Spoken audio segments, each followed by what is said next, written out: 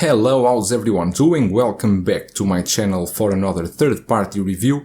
Today from Toys Era, the Galaxy Warlord, which is basically Ronan from the Guardians of the Galaxy movie. Here is the package that it comes with Ronan here in the front, a nice design of his face, and here all in the down Galaxy Warlord.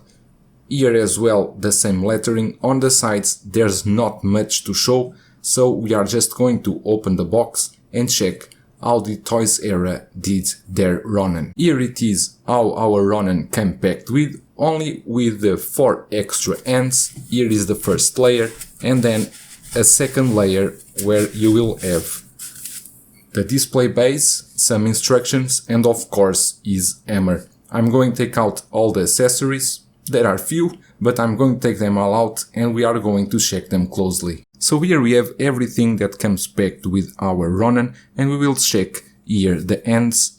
They are normal ends, but they are painted blue. There are not much detail on them. You can see here some veins, but I think these are just stock ends and they just paint them blue. The blue is a bit pale. I wish that they toned it a bit more, but I think they look okay. There are just blue ends. Then we got here his hammer. His hammer is quite heavy and quite big actually, and it's interesting because the head of the hammer is plastic, but here this pole is die cast. It's really quite heavy. I'm not sure how well will we have our figure using it. Anyway, this hammer needs to hold a battery, and the battery needs to be inserted here. It's a kind of strange battery. It's the CR136. It's a very small battery that you will insert here, and that's the reason why this review took so long. I have already my Ronan for about a week, but I had to buy the battery online, and later we will check how's the function with the battery. Apart from this, we got also the display base, the same display base that we always got from Toys Era, without no any nameplate, but you can see here this design with some resemblance from Guardians of the Galaxy. Here I'm checking my base have some glue. It's maybe they are rushed into production in the end of the year and they miss these small details, but it's just glue and it's easy to take out. Let's take a look now at Ronan itself. Before checking our figure, just a heads up about the battery. This is the battery that you will need. It's CR316. It's a very small battery. I had a very hard time to find this battery and finally I got it, and that's why I'm doing the review just today. The battery is pretty small and I'm going to show you how to install here in the hammer.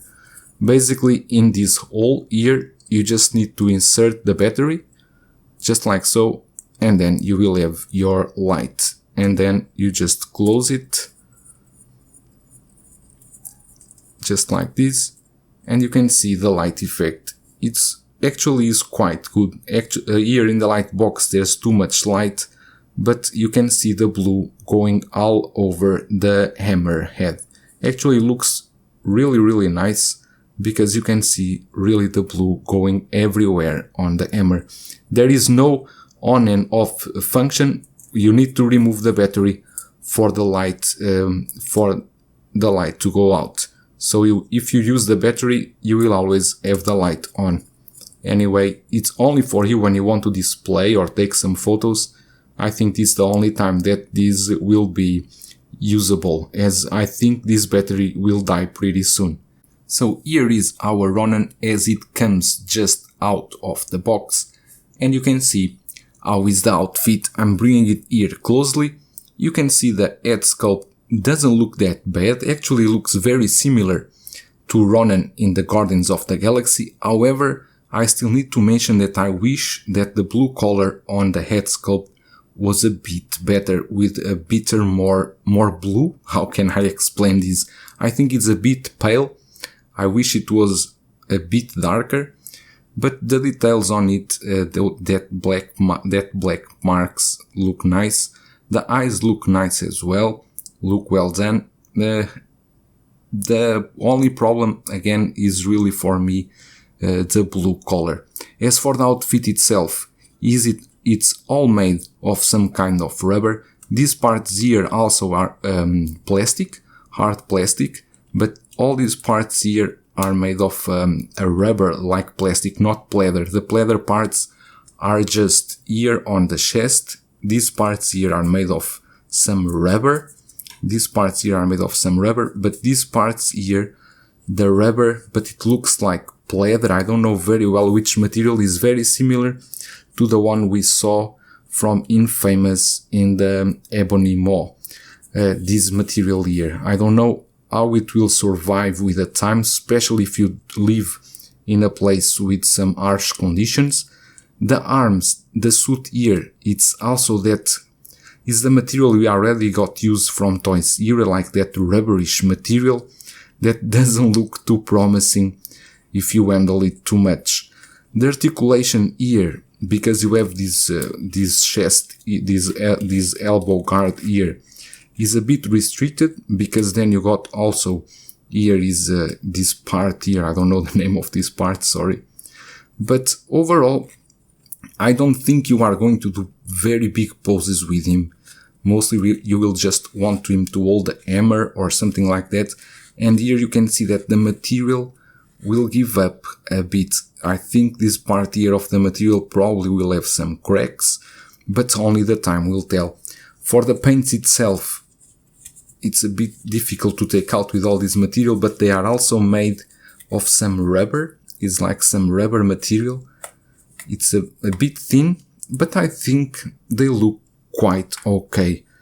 You have some space to open the legs a bit, but not too much because of this rubber. The boots itself are made of two parts. As you can see, these are two parts, one part and the other part here. This way you can have better movement on the feet, and this way we will also solve a problem that I will explain you later about this figure. In the back then you got a lot of straps, and these straps is where I think we will have most of the problems, because this is really made of a very thin rubber. I don't think this will handle well if you live in a place with hot weather and humidity like I do. I'm not sure how will this survive with the time.